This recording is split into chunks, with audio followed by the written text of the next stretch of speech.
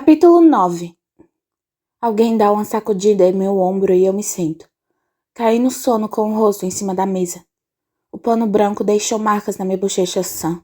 A outra, a que levou a chicotadas de thread, lateja dolorosamente. Gale está apagado, mas seus dedos estão entrelaçados nos meus.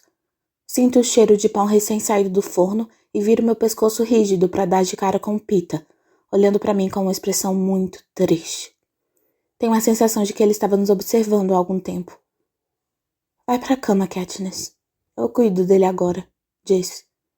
Pita, sobre o que eu disse ontem, sobre fugir, começo. Eu sei, diz ele. Você não precisa explicar nada. Vejo os pães na bancada na luz pálida e enevoada da manhã.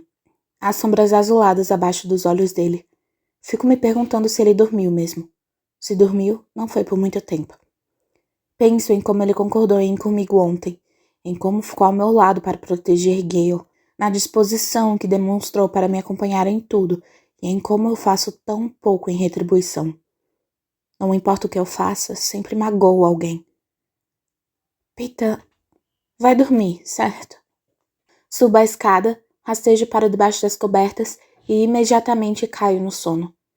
Em determinado momento, Clove, a garota do Distrito 2, entra em meus sonhos. Ela vai meu encalço, me prende no chão e puxa uma faca para cortar o meu rosto, abrindo um talho bem grande. Em seguida, Clove começa a se transformar. Seu rosto se alonga, virando uma espécie de focinho. Pelos escuros brotam de sua pele. Suas unhas crescem e se transmutam em longas garras, mas os olhos permanecem imutáveis. Ela se torna a forma bastante de si mesma, o ser com aspecto de lobo criado pela capital que nos aterrorizou na última noite em que estivemos na arena. Jogando a cabeça para trás, ela emite um uivo arrepiante, que é detectado por outros bestantes nas proximidades. Clove começa a limpar o sangue que flui do meu ferimento, cada lambida proporcionada com uma nova onda de dor em meu rosto. Dou um grito estrangulado e acordo sobressaltada, suando e tremendo. Cubro com a mão a bochecha machucada e lembro a mim mesma que não foi Clove, mas sim Thread quem fez esse ferimento. Gostaria que Peter estivesse aqui para me abraçar, até lembrar que não devo mais desejar esse tipo de coisa. Escolhi Gale e a rebelião. Um futuro com Peter é a ideia da capital, não minha.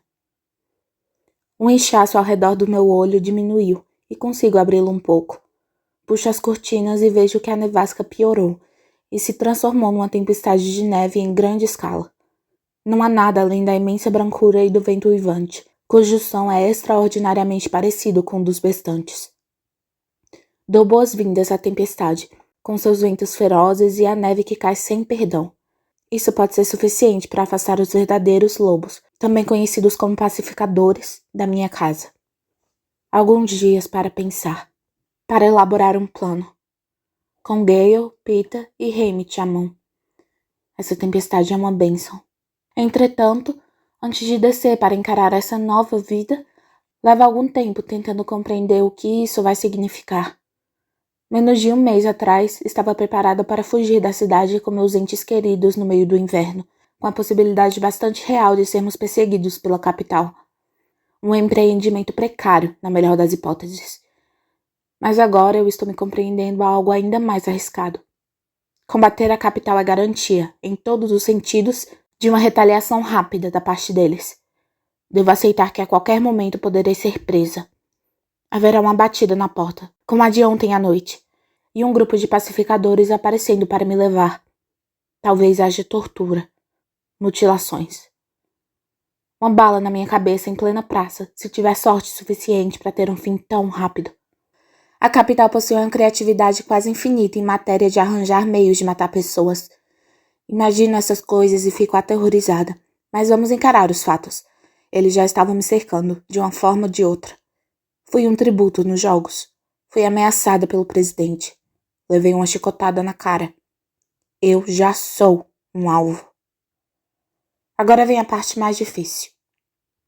Preciso aceitar que a minha família e meus amigos talvez venham a compartilhar a minha sina. Prim. Basta pensar em Prim e toda a minha determinação se desintegra. É meu dever protegê-la. Puxo o cobertor e cubro a minha cabeça. Minha respiração está tão acelerada que gasto todo o oxigênio e começo a ficar sufocada. Não posso permitir que a capital faça algum mal a Prem. E então, eu me dou conta. Eles já fizeram isso. Mataram nosso pai naquelas minas abomináveis. Ficaram sentados, de braços cruzados enquanto ela morria de fome. Eles a escolheram para ser um tributo e depois a fizeram assistir a sua irmã lutar até a morte nos jogos. Ela sofreu muito mais do que eu sofri quando tinha 12 anos de idade. E até mesmo isso não passa de uma pálida comparação com a vida de Rue. Jogo o cobertor para o lado e sugo o ar frio que atravessa a janela. Prem. Rue. Por acaso não são elas o principal motivo de eu tentar lutar? Porque o que foi feito com elas é algo tão errado, tão além de qualquer justificativa, tão malévolo, que não me dá nenhuma outra escolha? Porque ninguém tem o direito de tratá-las como elas foram tratadas? Sim, isso é o que deve ser lembrado quando o medo ameaça me engolir. O que estou a ponto de fazer, independentemente do que nós todos sejamos forçados a suportar, é em função delas. É tarde demais para ajudar a Rue. Mas talvez não seja tarde demais para ajudar aquelas 5 carinhas que olharam para mim na praça no Distrito 11. Talvez não seja tarde demais para Rory e Vic e Pose. Talvez não seja tarde demais para Prem. Gale tem razão. Se as pessoas tiverem coragem, isso pode ser uma oportunidade. Ele também tem razão quando diz que, já que fui eu quem começou isso tudo, eu ainda poderia ser muito útil. Embora eu não faça a menor ideia de como. Mas decidir não fugir é um primeiro passo crucial. Tomo uma chuveirada, e nessa manhã o meu cérebro não está fazendo um inventário de suprimentos para serem levados para os confins da natureza, mas sim tentando entender como as pessoas organizaram aquele levante no Distrito 8. Tantas pessoas, tão claramente desafiando a capital. Será que foi pelo menos planejado? Ou será que foi alguma coisa que simplesmente irrompeu após tantos anos de ódio e ressentimento? Como poderíamos fazer algo similar aqui? Será que as pessoas do Distrito 12 participariam ou será que se trancariam em suas casas? Ontem a praça ficou vazia muito rapidamente depois do castigo de Gale. Mas será que não foi porque todos nos sentimos impotentes demais e não temos a menor ideia do que fazer? Precisamos que alguém nos guie e assegure de que podemos obter sucesso. Acho que eu não sou essa pessoa. Posso ter sido a catalisadora da rebelião, mas um líder deve ser alguém com convicção. E eu mal consigo convencer a mim mesma. Alguém com uma coragem inquebrantável. E eu ainda estou trabalhando com afinco para encontrar a minha própria. Alguém com palavras claras e persuasivas. E eu estou frequentemente com a língua presa. Palavras. Penso em palavras e penso em Pita. Como as pessoas acolhem tudo o que ele diz. Ele poderia colocar multidões em ação, aposto, se assim quisesse. Ele encontraria sem dificuldade as palavras que deveria dizer, mas tenho certeza de que essa ideia jamais passou pela sua cabeça. Desço e encontro minha mãe e Prem cuidando de um Gale prostrado. O efeito do remédio deve estar passando, pela cara que ele está fazendo. Eu me preparo para mais uma briga, mas tento manter a voz calma. Não tem como dar mais uma dose para ele? Vou dar, se for necessário. Achamos melhor tentar a cobertura de neve primeiro, disse minha mãe. Ela retirou os curativos. Dá para ver nitidamente o calor que irradia das costas dele. Ela coloca um pano limpo em cima da carne torturada e faz um gesto com a cabeça para Prem. Prem surge, mexendo o que parece ser uma grande tigela cheia de neve, mas está com uma cor levemente esverdeada e tem um aroma agradável. Cobertura de neve. Ela começa a aplicar cuidadosamente o material no pano. Quase consigo ouvir o chiado da pele martirizada de Gale recebendo a mistura. Os olhos dele se abrem levemente, perplexos, e então ele deixa escapar um som de alívio. É muita sorte nossa estar nevando, diz minha mãe.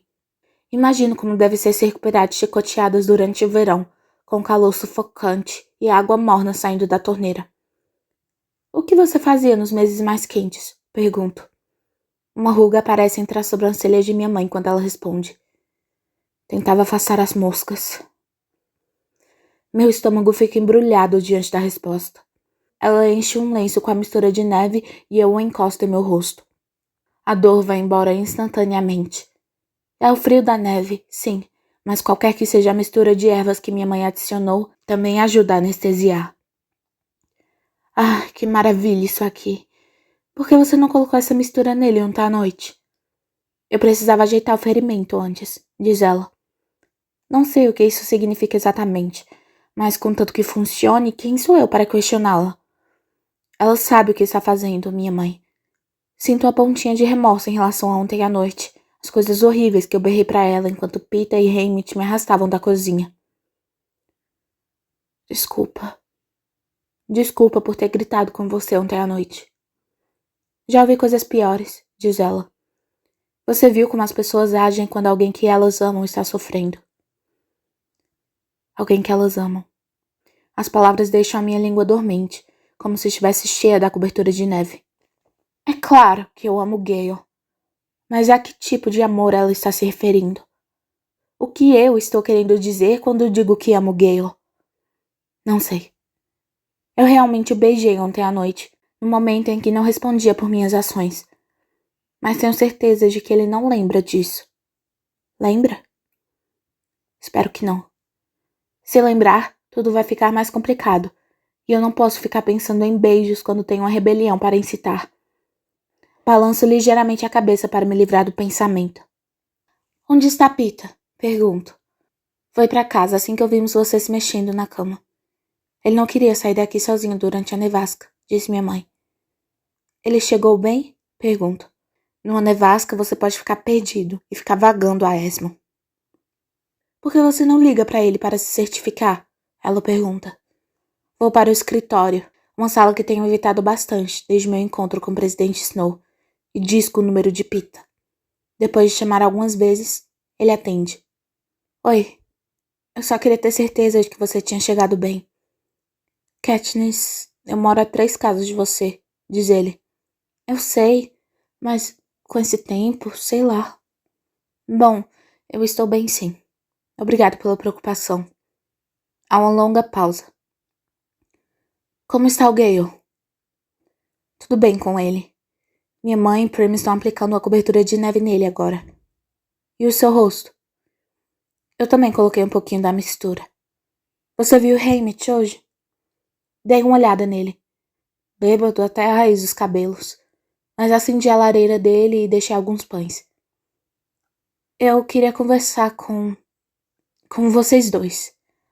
Não ouso acrescentar mais nada por telefone, que certamente deve estar grampeado.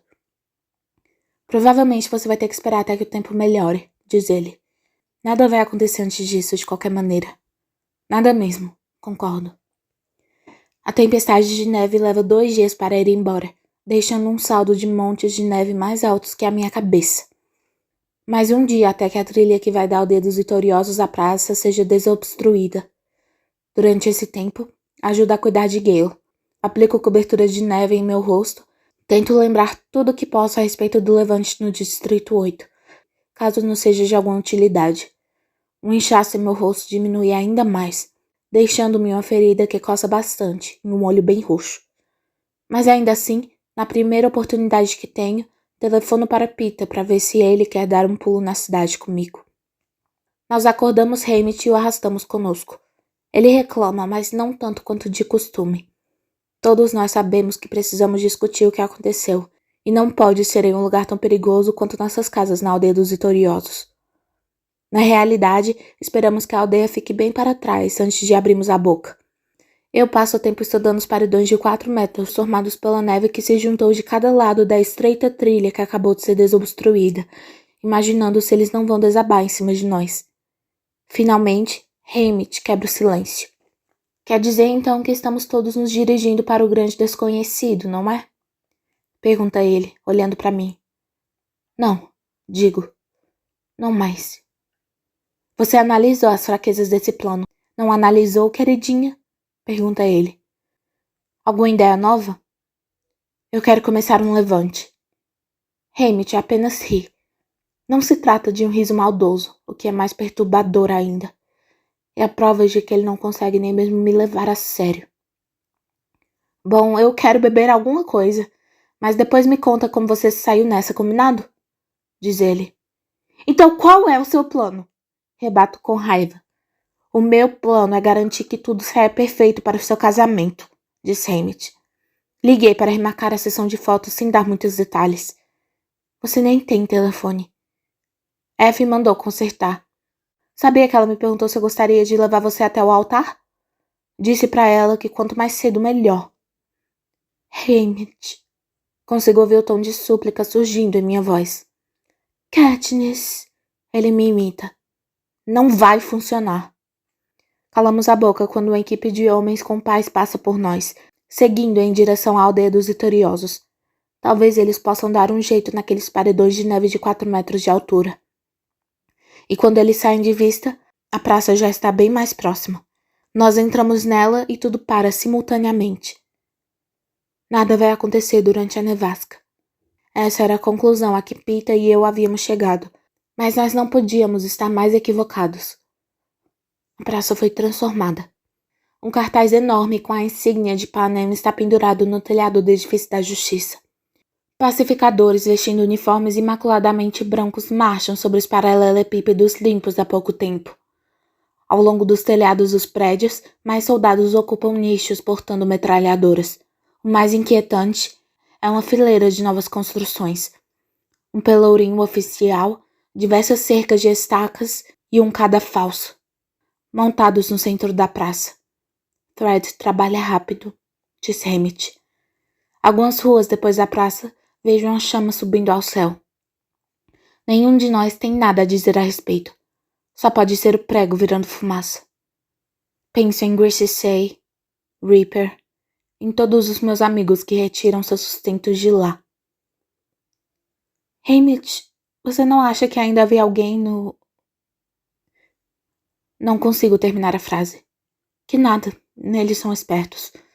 Você também seria se tivesse passado mais tempo por aqui, diz ele. Bom, é melhor ver qual é o estoque de álcool etílico disponível na farmácia. Ele atravessa pesadamente a praça e eu olho para Peeta. Para que ele quer isso? Então eu percebo a resposta. A gente não pode deixar ele beber isso. Ele vai se matar ou no mínimo ficar cego. Tem um pouco de aguardente branco em casa. Eu também. De repente isso segura um pouco até a Reaper achar uma maneira de retomar seu negócio, diz Peeta. Preciso verificar como está minha família. Preciso ver Hazel. Agora estou preocupada. Achava que ela estaria lá em casa sem que a neve fosse retirada, mas ainda não há qualquer sinal dela. Eu também vou. Vou dar uma passadinha lá na padaria quando estiver voltando para casa. Obrigada. De repente, me sinto bastante assustada pelo que talvez encontre pela frente. As ruas estão quase desertas, o que não seria tão incomum nesse momento do dia se as pessoas estivessem nas minas e as crianças na escola. Mas não estão. Vejo rostos nos observando das portas, através das persianas. Um levante, penso. Que idiota eu sou. Existe uma imperfeição inerente no plano que tanto Gale quanto eu fomos cegos demais para enxergar. Um levante requer infringir a lei, desbancar a autoridade. Nós fizemos isso durante todo o tempo em que estivemos vivos, ou pelo menos nossas famílias fizeram. Caça ilegal, comércio no mercado clandestino, fazer pouco da capital na floresta. Mas para a maior parte das pessoas no Distrito 12, uma ida ao prego para comprar alguma coisa seria arriscada demais. E eu na expectativa que eles se reunissem na praça com tijolos e tochas. A mera visão de mim e de Peeta já é o suficiente para que as pessoas afastem seus filhos da janela e fechem a cortina. Encontramos Hazel em sua casa, cuidando de uma pose bem doente. Reconheço as marcas do sarampo. Não tinha como deixá-la sozinha aqui, diz ela. Sabia que Gale estaria sendo cuidado pelas melhores mãos do mundo. É claro, digo. Ele está bem melhor. Minha mãe acha que ele vai voltar para as minas daqui a algumas semanas. De qualquer maneira, pode ser que elas ainda não estejam abertas daqui a 2 semanas. Disse Hazel. O boato que está circulando é que vão ficar fechadas por tempo indeterminado. Ela olha com inquietude para o tanque vazio. Você também está parada? Não oficialmente, disse Hazel. Mas agora está todo mundo com medo de me mandar trabalho. De repente, é a neve, arrisca Peter. Não, Rory deu uma volta rápida pelas ruas hoje de manhã. Ao que tudo indica, não tem nenhuma roupa para lavar, diz ela. Rory abraça Hazel. A gente vai ficar bem. Tira um pouco de dinheiro do bolso e coloca em cima da mesa.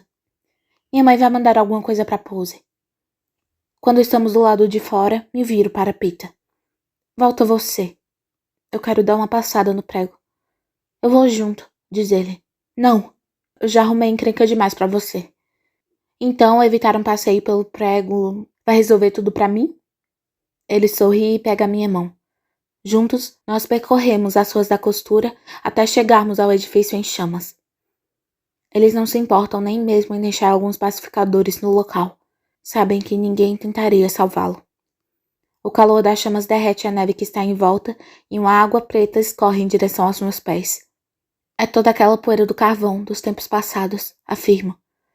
Estava em todos os cantos e em todos os orifícios, até nos rodapés.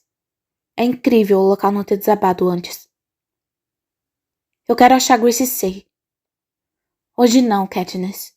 Acho que a gente não vai ajudar ninguém fazendo visitas numa situação como essa. Retornamos à praça. Compro alguns bolos na padaria do pai de Peter enquanto eles jogam conversa fora, falando do tempo. Ninguém menciona os horrendos instrumentos de tortura que estão a poucos metros da porta. A última coisa que noto ao sairmos da praça é que eu não reconheço nenhum rosto sequer entre os pacificadores. À medida que os dias vão passando, as coisas vão ficando de mal a pior. As minas permanecem fechadas há 2 semanas, e a essa altura, metade do Distrito 12 já está passando fome. O número de crianças candidatando-se a tésseras aumenta vertiginosamente, mas elas quase sempre não recebem nenhuma porção de grãos.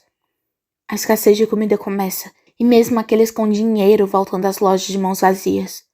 Quando as minas são reabertas, os salários são reduzidos, as horas de trabalho estendidas e os mineiros enviados para trabalhar em locais flagrantemente perigosos. A comida prometida e ansiosamente esperada para o dia da parcela chega estragada e emporcalhada por roedores. As instalações na praça ficam bastante movimentadas. Pessoas são arrastadas para o local e punidas por delitos há tanto tempo ignorados que havíamos esquecido que eram ilegais. Gale vai para casa sem que mencionemos uma única vez a palavra rebelião. Mas não consigo parar de pensar que tudo que ele testemunhar nas ruas apenas fortalecerá sua decisão de se revoltar. As condições duras nas minas, os corpos torturados na praça, a fome nos ossos de seus familiares. Rory candidatou-se às tésseras, uma coisa sobre a qual Gale nem consegue falar, mas isso ainda não é suficiente devido à pequena disponibilidade e aos preços cada vez mais altos de alimentos. A única notícia boa é que consegui convencer Hamish a contratar Hazel para trabalhar como sua empregada, o que resulta em algum dinheiro extra para ela e uma fantástica elevação na qualidade de vida dele. É estranho entrar na casa de Hamish e encontrá-la limpa e agradável, e com comida no fogão. Ele mal repara porque está lutando uma batalha inteiramente diferente. Peter e eu tentamos racionar a quantidade de bebidas que dispunhamos, mas o estoque está quase no fim, e a última vez em que vi Reaper, ela estava presa no tronco. Sinto-me como uma pária ao caminhar pelas ruas. Todos me evitam em público agora, mas em casa não me falta companhia. Um constante suprimento de doentes e feridos é depositado em nossa cozinha diante de minha mãe, que há muito parou de cobrar por seus serviços. Mas seu estoque de remédios está se esgotando tão rapidamente que logo só lhe restará neve para tratar seus pacientes. A floresta, é claro, está proibida. Absolutamente proibida. Impensável. Nem mesmo Gale desafia a lei agora. Mas no amanhã, eu resolvo desafiá-la. E não é a casa cheia de doentes e moribundos, as costas ensanguentadas, as crianças com as caras chupadas, as botas que marcham nas ruas ou a miséria onipresente que me levam a passar por baixo da cerca. É a chegada numa noite de caixote cheio de vestido de casamento com um bilhete de F, dizendo que o presidente Snow aprovou pessoalmente esses modelos. O casamento. Será que ele está realmente planejando levar a ideia adiante? O que, em seu cérebro distorcido, isso vai alcançar? Será para o benefício daqueles que residem na capital? Um casamento foi prometido, um casamento será realizado. E em seguida? Ele vai nos matar? Como uma lição para os distritos? Não sei. Não consigo ver nenhum sentido nisso. Eu me viro e me remexo na cama até não aguentar mais. Tenho que sair daqui, pelo menos por algumas horas. Minhas mãos cavam meu closet até encontrarem um traje de material isolante que Sina fez para meus momentos de lazer durante a turnê da Vitória. Botas à prova d'água, um casaco de inverno que me cobre dos pés à cabeça, luvas térmicas. Adoro meu velho equipamento de caçada, mas a caminhada que estou planejando fazer hoje é mais apropriada para esse tipo de roupa high-tech. Desço a escada na pontinha dos pés, encho minha bolsa de comida e saio de casa às escondidas. Esgueirando-me por ruelas e becos, chego ao ponto mais vulnerável da cerca, mais próximo ao Ruba, o açougueiro. Como muitos trabalhadores cruzam esse caminho para chegar às minas, a neve está toda marcada de pegadas. As minhas não serão notadas. Com todo seu aparato de segurança, Thread prestou pouca atenção à cerca. Quem sabe imaginando que a temperatura inclemente e os animais selvagens fosse suficiente para manter todos devidamente seguros em suas casas. Mesmo assim, no instante em que me coloco embaixo da grade, cubro minhas pegadas até que as árvores as escondam para mim. O dia está nascendo quando retiro meu arco e minhas flechas e começo uma marcha forçada pela floresta coberta de neve. Estou decidida, por algum motivo, a chegar no lago. Talvez para me despedir do local, de meu pai e dos tempos felizes que passamos ali, porque sei que provavelmente jamais voltarei a colocar os pés lá. Talvez, só então, eu seja capaz de respirar bem fundo novamente. Uma parte de mim não está realmente se importando com a possibilidade de ser capturada, contanto que eu vejo o local mais uma vez. O percurso leva 2 vezes o tempo habitual. As roupas de Sina retêm muito bem o calor do meu corpo e chego encharcada de suor sob o casaco de inverno, enquanto meu rosto está dormente por causa do frio. O brilho intenso do sol de inverno refletido na neve faz brincadeiras com a minha visão, e estou tão exausta e envolvida em meus próprios devaneios desesperados que não noto os sinais. Uma tênue fumaça da chaminé, as marcas de pegadas recentes, o cheiro de agulhas de pinheiro queimadas. Estou literalmente a alguns metros da porta da casa de cimento quando paro bruscamente. E não é por causa da fumaça ou das pegadas ou do cheiro. É por causa do inconfundível clique de uma arma atrás de mim. Segunda natureza. Instinto. Eu me viro pegando a flecha, embora já saiba que a sorte não está ao meu favor. Vejo o uniforme branco de pacificador, o queixo pontudo, a íris levemente castanha onde a minha flecha encontrará seu alvo. Mas a arma é jogada no chão e a mulher desarmada estende algo para mim em sua mão enluvada. Pare! Grita ela. Hesito, incapaz de processar essa mudança de rumo. Talvez eles tenham ordem para me manter com vida para que possam me torturar, até que eu incrimine todas as pessoas com quem convivi até hoje. É isso aí. Boa sorte, então. Penso. Meus dedos estão totalmente decididos a lançar a flecha, quando vejo o objeto na luva. É um pequeno círculo branco achatado que parece um pãozinho. Na verdade, é mais parecido com um biscoito. Cinza e úmido nas bordas. Mas uma imagem está claramente estampada no centro dele. O meu tordo.